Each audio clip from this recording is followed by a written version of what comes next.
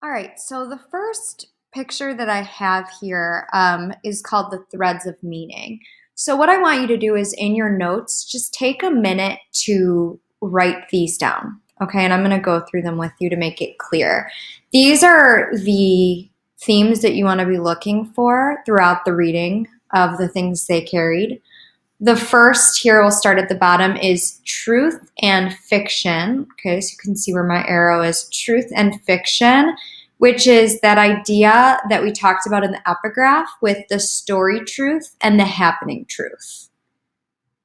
So that's the first thing you want to look for as you're reading.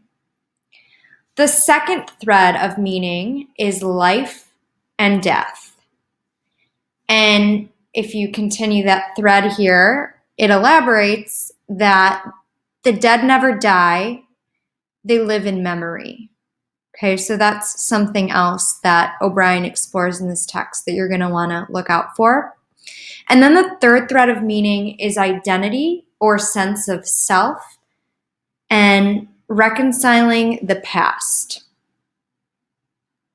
So those are three ideas that you're going to want to maybe write on a bookmark or have on a post-it note, and that's what you're going to want to be looking for as we continue our reading. Okay, so I'm going to go ahead and break down a few things in the first chapter, just call your attention to some specific passages. So the first thing we see in pages 1, 2, 3 is we got these really long lists.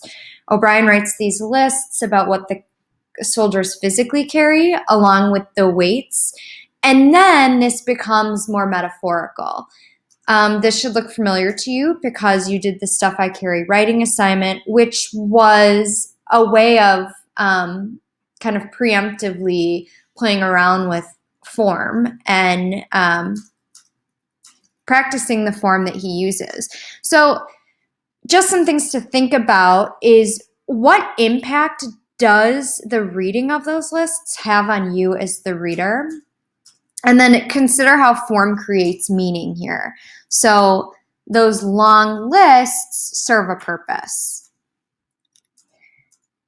We're going to talk about Jimmy Cross, who is not the narrator because he's being talked about in the third person, but he is the protagonist, right? He seems to be central to this chapter.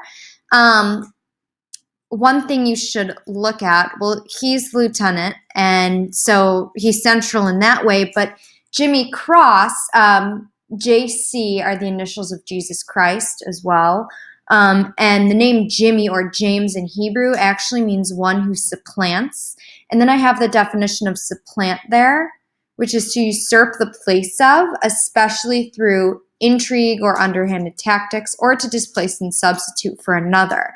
So if we have this name Jimmy Cross, the last name being Cross, we know Jesus died on the cross,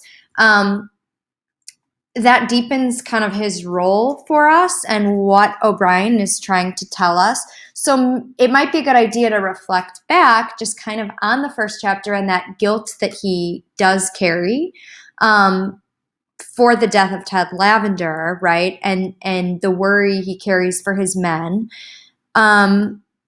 There's a clear comparison there between him and the burdens that Jesus Christ carries.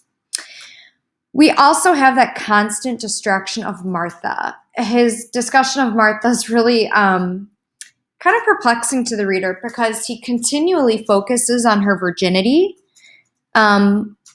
He reminds us, too, that she doesn't love him back and that she's very distant. So he drops us some hints that Martha is dealing with her own battles, perhaps, and we never explicitly, at least yet, find out what those are. But their relationship is certainly not a simple one. She seems to write to him, but he is aware she'll never love him back. There might be a lot of reasons for that that you could think of. And we'll move on then. Okay, so the next slide, I point to page 6, where we abruptly get the death of Ted Lavender, one of the men in the company. And we see that death in Vietnam is not romanticized. It's actually quite the opposite, that he explains that his death was so random, that he was shot while he was going to the bathroom and he just kind of fell out of nowhere. Boom, down, nothing else, is what it says on page 6. So I think, and this too goes with the slides that I'll follow, that kind of talk about like heroism.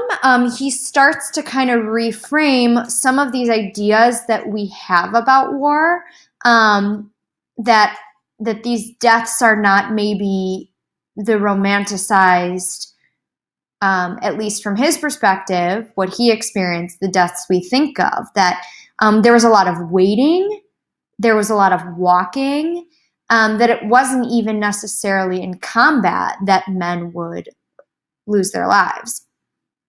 And then we see, too, that Jimmy Cross continues to carry the burden of guilt for the death of this man, even in its randomness.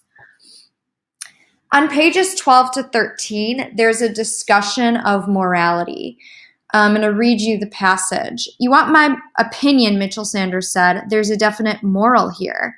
He put his hand on the dead boy's wrist. He was quiet for a time, as if counting a pulse. Then he patted the stomach almost affectionately and used Kiowa's hunting hatchet to remove the thumb. Henry Dobbins asked what the moral was. Moral, you know, moral.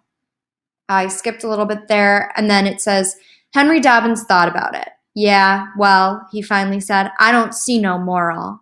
There it is, man." So this idea about morality is something that we're going to see repeated throughout. Here he seems to be saying there is no moral, right? And if you know, to define moral, it's like the moral of the story, or the you know, lesson you walk away with, almost as if he's saying you don't walk away with anything. That's what it appears to be. That's my interpretation of this passage, but this is going to be developed further through us in the story, so it's something you're going to want to look out for. And as I said in one of the previous slides, he again questions our maybe some of our existing notions about war and what heroism looks like. And certainly, you know, I think these are controversial views that he had about war, and we you know, I think we'll continue to see this throughout, especially when he talks about the draft itself. But on pages 20 through 21, the narrator challenges our notions. He said they carried the soldiers' greatest fear, which was the fear of blushing. Men killed and died because they were embarrassed not to. So we don't know at this point who our narrator is. We don't get the narrator's name. We do know he's close with Jimmy Cross, or he's in proximity to him, that he's likely one of the men in the company because he's traveling with them. So these are just some things I wanted to point out to you in this first chapter that'll kind of help shape your later reading. If you check on Google Classroom, there's a quick exit slip that I want you to fill out for your reading of this chapter. Thank you.